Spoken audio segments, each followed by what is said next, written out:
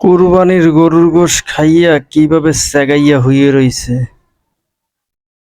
শালা তোর কি মান সম্মানের ভয় নাই?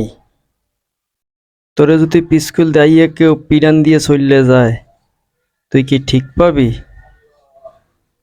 তোর লাজ সরম কিছু নাই, কি ঘুম ঘুমাইছে। আরে মদ্দাটা এটাও বাইরে দিয়ে হয়ে রইছে, কোনো লজ্জা সরম নাই। তোরা তো পশু না অন্য কিছু? হ্যাঁ, সাইড ঠ্যাং সাইড দিকে দিয়ে কিভাবে হইয়ে রইছে। কেউ যদি পিস্কুল দিয়ে পিডান দিয়ে যায়, ঠিক পাবি? হালার ঘরে হালারা, আরে কি ঘুম কর?